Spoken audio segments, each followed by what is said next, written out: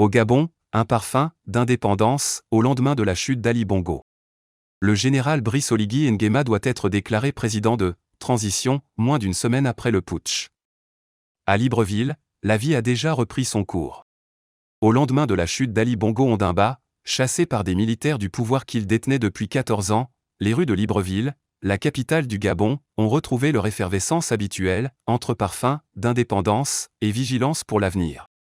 Abou, jeune commerçant du quartier Batterie 4, a repris sa place derrière le comptoir de sa petite épicerie très fréquentée, dont la devanture rouge était demeurée fermée mercredi, après que des militaires ont renversé le président à peine proclamé réélu dans un scrutin que les putschistes estiment truqué. Sardines, presse, transfert d'argent, pots multicolores remplis de sucreries, c'est le rendez-vous de nombreux habitants du quartier que ces derniers ont agréablement retrouvé jeudi, après l'annonce par les putschistes d'un retour à la vie normale. Le jeune homme, qui n'a pas donné son nom de famille, confie sa satisfaction de voir s'éteindre la dynastie Bongo, après 55 ans de pouvoir entre les mains du père Omar Bongo puis du fils, et de reprendre le travail. Il dit toutefois attendre de voir comment les choses vont tourner. Content et dubitatif. À l'image de cette échoppe, c'est toute la ville qui a retrouvé son ardeur. En témoignent les fortes odeurs de gaz d'échappement émanant du boulevard du bord de mer, l'un des plus fréquentés de la capitale, qui se mêle à la chaleur humide, un prémisse du retour prochain de la saison des pluies. Non loin de là, il flotte un parfum d'euphorie dans le quartier, derrière la prison, où coiffeurs, garagistes et laveurs de voitures ont quasiment tous repris le travail. Et ici, le fumet délicat de légumes grillés et de coupés, une recette à base de viande de bœuf, s'échappe d'un fumoir. Près du quartier administratif, installé avec des amis à la terrasse d'un maquis, un sobriquet désignant les débits de boissons et restaurants de quartier, José Anguillet dit avoir deux sentiments contradictoires, on est content de cette situation, et légèrement dubitatif, on craint un peu en même temps, pour la suite, explique la jeune commerçante de 36 ans entre deux gorgées de Régab, une bière locale particulièrement appréciée.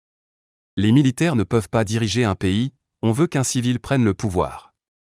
Il faut que la situation actuelle ne dure pas longtemps, que la transition se fasse rapidement, abonde Jasmine Assalabiogo, la propriétaire des lieux, qui assure avoir voté en faveur du principal rival d'Ali à la présidentielle, Albert Ondoosa. Vous nous avez sauvés. Dès l'irruption d'un policier manifestement habitué des lieux, la jeune femme de 35 ans lui saute au cou. « Merci, vous nous avez sauvés », s'exclame-t-elle. Le fonctionnaire, souriant, se prête volontiers au jeu. Dans les rues, les vendeuses de légumes ont elles aussi repris place et le manioc, le safou, un fruit très consommé en Afrique centrale, les piments verts et rouges, cohabitent à nouveau sur les nappes de fortune multicolores. Avec une certaine excitation, chacune se passe et se repasse les téléphones dans lesquels les images des célébrations de la veille tournent en boucle. Hormis quelques contrôles et fouilles de véhicules justifiés par le fait que certains partent avec des valises, selon une gendarme, le dispositif policier n'avait rien d'extraordinaire, hormis la présence de quelques véhicules et blindés devant les lieux du pouvoir, ministères, institutions, et particulièrement autour du palais présidentiel, dans le quartier bord de mer.